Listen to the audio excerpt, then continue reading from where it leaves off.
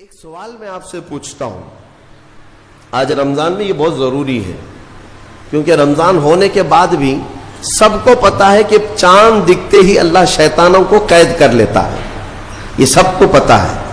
حدیث پاک میں بھی سرکش جنات اور شیطان دونوں قید ہو جاتے ہیں، ان کو قید کر دیا جاتا ہے، جب تک چاند نہیں دکھے گا یہ نہیں آئیں گے۔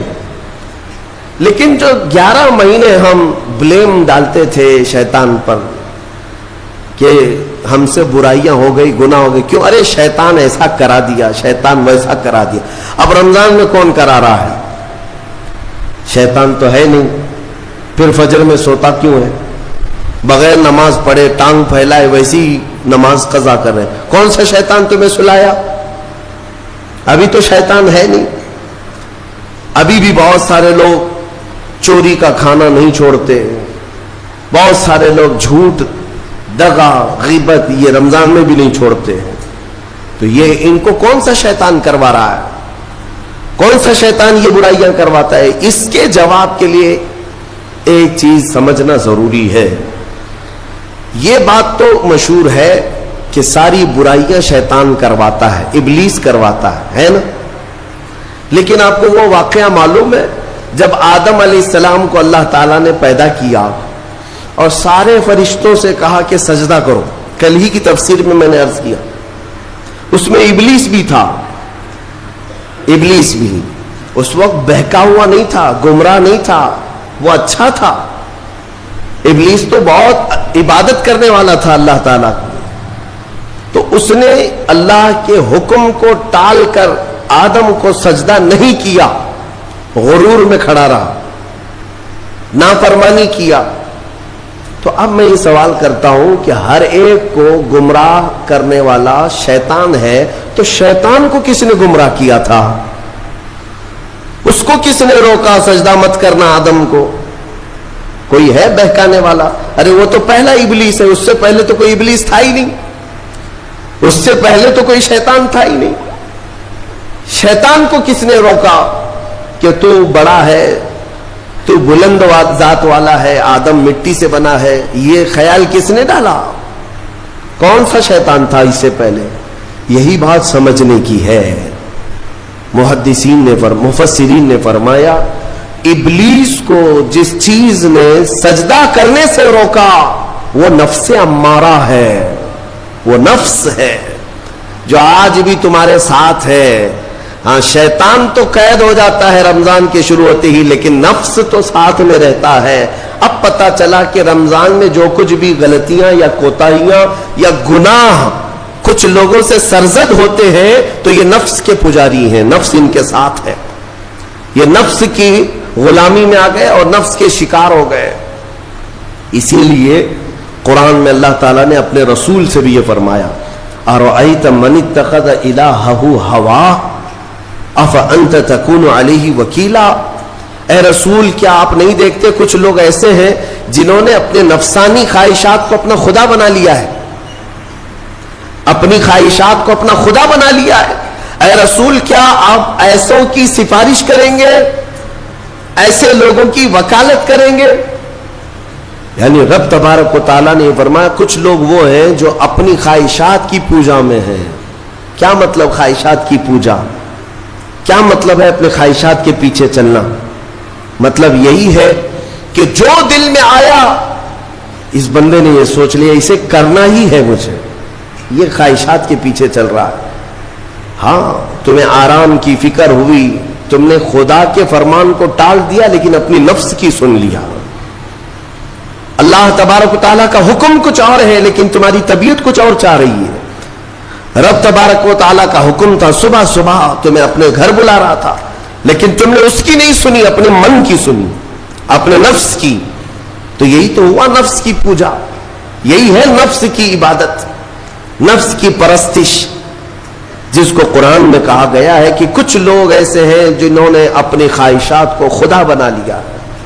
یہ نفس امارہ جس کے بھی اوپر حاوی ہو جاتا ہے، اچھے اچھوں کو یہ ان کا تقوی بھسم کر دیتا ہے، ایمان سے بھی دور کر جاتا ہے۔ اس لیے میرے عزیزوں میں جو عرض کرنے جا رہا ہوں وہ یہ ہے کہ ہمارے لیے زندگی میں سب سے بڑا چیلنج اپنے نفس امارہ سے لڑنا. آپ کو پتا ہے رسول پاک صلی اللہ تعالی علیہ وسلم ایک جہاد سے جب واپس مدینے تشریف لا رہے تھے, وہ جہاد بہت سخت تھا, صحابہ زخمی تھے, بہت گھماسان کی لڑائی ہوئی تھی, لیکن جب واپس مدینے آ رہے تھے تو میرے آقا نے ایک جملہ فرمایا تھا, رجعنا من الجہاد الاصغر الى الجہاد الاکبر. اے میرے صحابہ, ہم چھوٹے جہاد سے بڑے جہاد کی طرف جا رہے ہیں. صحابہ نے پوچھا اس سے بڑا جہاد اب کون سا ہے یا رسول اللہ؟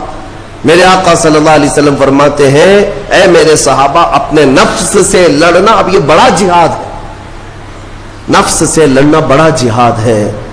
میرے عزیزو, یہ خواہشات کو ہی ختم کرنا ہو, اس نفس کو اگر کنٹرول میں لانا ہو تو کیا کرو گے؟ نفس امارہ سب کے پاس ہے. قرآن میں مولا فرماتا ہے, وما ابرئ نفسی ان النفس لامارۃ بالسوء الا ما رحم ربی. کوئی اپنے نفس سے بچ نہیں پائے گا سوائے وہ شخص جس پر میرا رب رحم فرمائے. اللہ کا رحم جس پر ہو گیا وہ اپنے نفس سے بچ جائے گا. میں آپ کو ایک دعا بتاتا ہوں, حضور پاک صلی اللہ علیہ وسلم اگر دعا کرتے تھے تو اس سے آپ کو اندازہ ہو جائے گا کہ یہ کتنی امپورٹنٹ چیز میں آپ کے سامنے کہہ جا رہا ہوں. کون سی؟ حضور جب دعا کرتے تھے تو یوں کہتے تھے اللہ کی بارگاہ میں, اللہم لا تکلنی الی نفسی طرفۃ عین.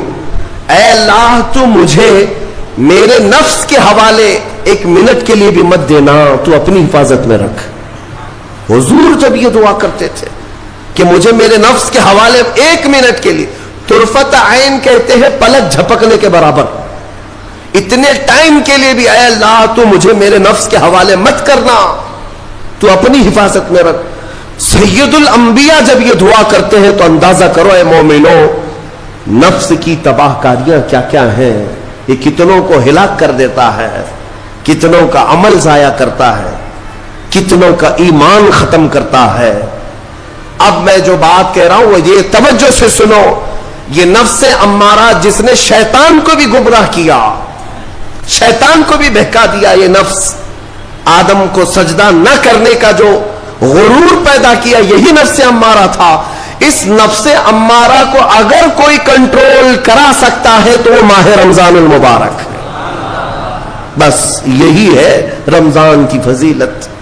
رمضان المبارک اس لیے تمہیں دیا گیا کہ بڑی بڑی طاقتیں تمہارے نفس کو قابو میں نہیں کر پائیں گی, لیکن رمضان کے روزے تمہیں کنٹرول میں لے آئیں گے, کنٹرول میں لائیں گے. اب سمجھ میں آیا کہ روزے کیوں رکھائے جا رہے ہیں؟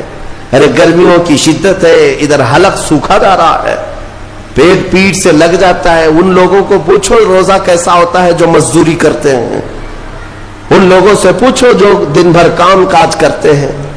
میرے عزیزوں, روزے رکھنے کے بعد کیا رب تبارک و تعالی کسی کو اس کی طاقت سے زیادہ تکلیف دینا چاہتا ہے؟ نہیں میرے عزیزوں, وہ رحمان ہے. اس نے جب تمہیں ماں کے پیٹ میں 9 مہینے رزق دیا تو کیا کائنات میں نہیں دیتا؟ تمہیں ماں کے پیٹ میں بھی رزق دیتا رہا. تم جب دنیا میں آئے, تمہارے ماں کے سینے میں خون سے دودھ کس نے بنایا؟ تمہارے رزق کا انتظام کرنے والا وہ خدا. اگر تمہیں حکم دیتا ہے کہ صبح سے لے کر شام تک بھوکے رہو تو یہ اس کا ظلم نہیں بلکہ یہ عین کرم ہے. اللہ تبارک و تعالیٰ کا رحم ہے تم پر کہ وہ مولا ہماری اصلاح چاہتا ہے کہ ہمارے اندر تقوی آ جائے, جسم میں بھی اور روح میں بھی. اب ایک اور بات میں آپ کو بتا دوں, میں نے ایک بات پڑھی تھی نفس کے متعلق, یہ نفس امارہ. اسی لیے امام غزالی رحمۃ اللہ تعالی علیہ نے فرمایا اللہ کی جو مخلوق ہے وہ 3 طرح کی ہے, ایک فرشتے, دوسرے انسان, تیسرے جانور. یہ 3 الگ الگ قسم کی مخلوق ہیں کیونکہ اللہ تعالیٰ نے تینوں کو جو چیزیں دی ہیں ان میں فرق ہے. فرشتوں کو اللہ نے عقل دیا ہے, نفس نہیں ہے. نفس, شہوت, برائی کرنے کی خواہش فرشتوں کے اندر ہے ہی نہیں, وہ سوچ بھی نہیں سکتے برائی کرنے کا.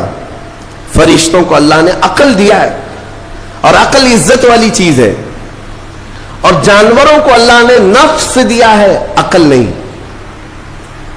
عقل والے نہیں ہیں جانور، عقل والے نہیں، لیکن نفس ہے، شہوت ہے، شہوت بھی ہے، نفس بھی. لیکن انسان ایک ایسی مخلوق ہے جسے اللہ نے عقل بھی دیا ہے، نفس بھی دیا ہے. مطلب یہ ہے کہ تمہیں اللہ نے ایک چیز فرشتوں والی دی ہے، ایک چیز جانوروں والی بھی دی ہے، دونوں تمہارے اندر ہے، عقل بھی ہے، نفس بھی ہے. لیکن امام غزالی فرماتے ہیں توجہ، جو بندہ نفس ہونے کے باوجود گناہوں سے اپنے آپ کو بچا لیا، وہ بندہ فرشتوں سے بھی افضل ہے. کیوں؟ فرشتے اس لیے بچے ہوئے ہیں کہ ان کے پاس نفس ہے ہی نہیں، اور تم بچ رہے ہو تو کمال کی بات ہے. نفس ہوتے ہوئے بھی گناہ سے بچ گیا تو اس انسان کا مقام فرشتوں سے بھی اعلیٰ ہے. لیکن ساتھ ہی امام غزالی یہ بھی فرماتے ہیں عقل ہونے کے باوجود اگر گناہوں سے نہیں بچتا تو پھر وہ جانوروں سے زیادہ ذلیل ہے، کتے اور خنزیر سے بھی گیا گزرا ہے. کیونکہ جانور تو بیچارہ معذور ہے، اسے عقل نہیں ہے، نفس ہے. تمہارے پاس عقل ہے، اس کے باوجود حرام کاریاں کر رہے ہو تو جانوروں سے زیادہ گر گئے. فیصلہ تمہارے ہاتھ میں ہے کہ تم کون سی زندگی گزارنا چاہتے ہو، کون سی، کہ تم نفس کے پجاری بن جاؤ یا عقل کا صحیح استعمال کر کے فرشتوں والی صفات پر عمل کرو. عزیزان گرامی وقار، نفس اور عقل یہ جو دو چیزیں ہیں ان کو میں آپ کے سامنے تھوڑا سا کھول کر کے عرض کرتا ہوں. عقل جو ہے عزت والی چیز ہے، جسے بھی دی گئی ہے وہ عزت والا ہے. کیوں عزت والی ہے یہ عقل؟ پوری دنیا میں عقل کا ہی تو کمال ہے. جس کے پاس عقل ہے وہ بادشاہ ہے، جس کے پاس عقل ہے وہ لوگوں کو ہانکتا ہے، پوری دنیا کو ادھر سے ادھر کر سکتا ہے. عقل اور نفس جو ہے، نفس برائیوں کی طرف بلانے والا، عیاشی کی دعوت دینے والا، موج مستی کرانے والا اور اپنے آپ کو تباہ کروانے والا. اچھے بھلے نوجوان 25 سال کی کڑیل جوانی ہے، کون ہے جو انہیں نشے کے اڈے پر لے جاتا ہے؟ کون ہے جو ان کو تباہ و برباد کرتا ہے؟ نوجوان کو اچھی طرح سے معلوم ہے کہ میں کوکین، افیون، ہیروئن لوں گا تو میرے جسم کے ساتھ کیا ہوگا، اسے معلوم ہے. لیکن اس کے باوجود عیاشی کروانا یہ نفس کی عادت ہے. کسی کے اوپر نفس غالب آتا ہے، کسی کے اوپر عقل غالب آتی ہے. عقل جس کے اوپر غالب آ گئی وہ اچھا آدمی ہے، نفس جس کے اوپر غالب آ گیا وہ شیطان کا پجاری ہو گیا، نفس کی سننے والا. اب یہ دونوں جو چیزیں ہیں میں بتاتا ہوں آپ کو. روایت میں ملتا ہے کہ جب اللہ نے عقل کو بھی پیدا کیا اور نفس کو بھی پیدا کیا تو اپنے سامنے حاضر کیا، عقل سے پوچھا کہ اے عقل بتا میں کون ہوں اور تو کون ہے؟ عقل نے کہا یا ربی انا عبدک وانت ربی، اے اللہ میں تیرا بندہ ہوں اور تو میرا رب ہے. عقل نے کیا کہا؟ میں تیرا بندہ ہوں اور تو میرا رب ہے. اللہ نے عزت سے نوازا، اقرار کیا نا بندہ ہونے کا. عقل نے اقرار کیا، پھر نفس کو بلایا، نفس سے پوچھا بتا میں کون ہوں اور تو کون ہے؟ نفس نے کہا انت انت انا انا، تو ہے میں ہوں. یہ غرور تھا نفس کے اندر، یہ گھمنڈ تھا نفس کے اندر کہ میں ہوں. نفس جس کے اندر غالب آتا ہے وہ آج بھی یہی کرتا ہے، میں ہوں، کسی کے سامنے کیا جھکنا ہے. تو حکم ہوا کہ اس نفس کو 100 سال جلایا جائے. 100 سال جلایا گیا، اس کو عذاب دیا گیا نفس کو. 100 سال بھگتنے کے بعد، آگ کی تپش بھگتنے کے بعد اسے پھر لایا گیا نفس کو. اللہ تعالیٰ نے پوچھا اے نفس بتا میں کون ہوں اور تو کون ہے؟ نفس نے کہا انت انت انا انا، تو ہے میں ہوں. غرور نہیں ٹوٹا، گھمنڈ نہیں ٹوٹا. حکم ہوا اللہ کی طرف سے فرشتوں کو اس نفس کو اب 100 سال تک بھوکا اور پیاسا رکھا جائے، کوئی چیز نہ دی جائے. اسے سخت سزا دی گئی. بھوک اور پیاس کی نفس کو کوئی چیز نہیں دی گئی. 100 سال کے بعد پھر اس کو حاضر کیا گیا، پوچھا گیا بتا کون ہوں میں؟ نفس نے کہا اے اللہ تو میرا خدا ہے، میں تیرا بندہ ہوں۔ فرمایا بزرگوں نے کہ نفس کو اگر کوئی جھکا سکتا ہے تو وہ بھوک ہے، اسی لیے مولا نے رمضان کے روزے تم پر فرض فرمایا۔ نفس کو جھکا سکتے ہو، نفس کو کنٹرول میں لا سکتے ہو تو بھوک کے ذریعے سے۔ ہاں، یہ بھوک اور پیاس یوں ہی نہیں دی گئی ہے۔ دنیا اگر سمجھتی ہو کہ مسلمانوں کو یہ بھوکا اور پیاسا رکھوایا جا رہا ہے تو انہیں کیا خبر ہے کہ روح کسے کہتے ہیں، نفس کسے کہتے ہیں؟ جو آلریڈی غلاظت میں پڑے ہوئے انہیں کیا سمجھ ہے؟ لیکن الحمدللہ ہمارا تصور ہے آخرت کا، ہمارے ہاں تصور ہے جنت کا، ہمارے ہاں تصور ہے جہنم کا، اللہ کی بارگاہ میں حساب کا۔ اس لیے ضروری یہ بن پڑتا ہے کہ ہم اپنی دنیا میں ہی اصلاح کریں۔ میرے عزیزوں، اس نفس کی جو تباہ کاریاں ہیں اس سے بچنا ہر نوجوان کے لیے ضروری ہے۔ تم روزوں کو ہلکے میں مت لو۔ اس سے پہلے بھی میں کہا کرتا تھا، آج پھر سے میں ریپیٹ آپ کے سامنے کہتا ہوں، مسلمان کے لیے روزے جو فرض کیے گئے آپشنلی نہیں ہے میرے عزیز، یہ آپشنلی نہیں ہے، اختیاری نہیں ہے، جسے چاہے وہ رکھے جسے چاہے وہ چھوڑے۔ ہاں، ہمارے یہاں معاشرہ ایسے ہی ہے نا۔ ہاں، صبح اٹھ کر کے لوگ پوچھتے رہتے روزہ ہے، روزہ ہے؟ کیوں پوچھ رہے روزہ ہے؟ مسلمان ہے تو روزہ فرض ہے، روزہ فرض ہے۔ اگر میں آپ کو پوچھوں اچھا لگے گا؟ انسان ہو اچھا لگے گا، سامنے دکھ تو رہا ہے انسان ہے، پھر کیا پوچھنا ہے؟ مسلمان کے لیے روزہ ایسا ضروری ہے جیسے اس کے لیے انسان ہونا ضروری ہے۔ وہ روزے چھوڑتا کیوں؟ ہاں، چند ہی چیزیں ہیں جہاں تخفیف دی گئی ہے شریعت میں، وہ سفر ہے یا مرض ہے، ایسا مرض کہ جس سے وہ نہیں برداشت کر پاتا، اس میں اللہ تعالیٰ نے اسے چھوٹ دی ہے، رخصت دی ہے، یا حاملہ عورت ہے، یا دودھ پلانے والی عورت ہے، یا پھر اب بہت سارے لوگ ایسے ہیں جو ہٹے کٹے ہیں، تندرست ہیں، توانا ہیں، روزے چھوڑے ہوئے ہیں۔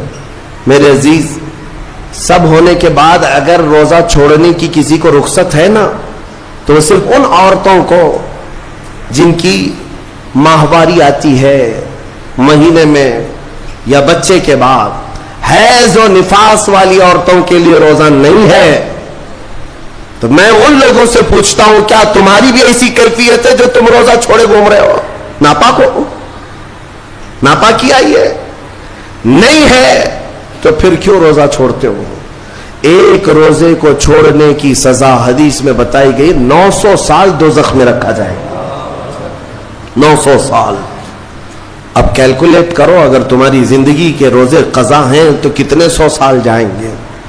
اس لیے میرے عزیزو، جب تک طاقت ہے روزے فی الحال کے رکھو ہی رکھو، اگر پیچھے کے چھوٹے ہیں تو اسے بھی پہلے کمپلیٹ کر لو، ورنہ قیامت کے دن کی سزائیں نہیں برداشت کر پاؤ گے، بھگت نہیں پاؤ گے۔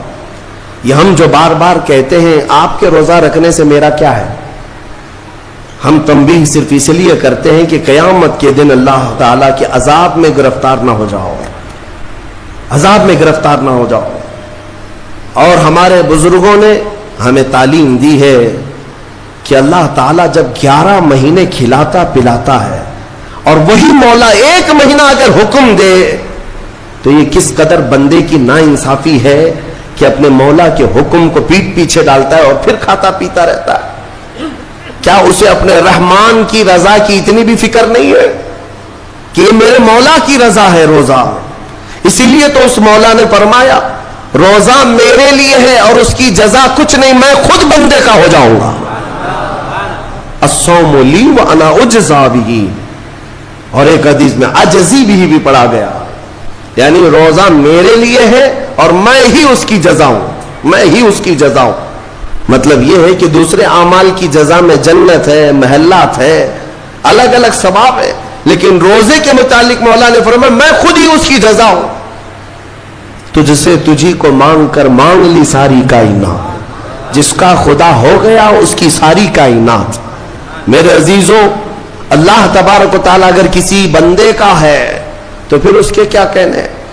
اچھا، ایک اور اس میں حکمت یہ ہے، روزہ جو رکھا جاتا ہے یہ بندے اور اللہ کے بیچ کا راز ہے، دوسرے کسی کو پتا نہیں۔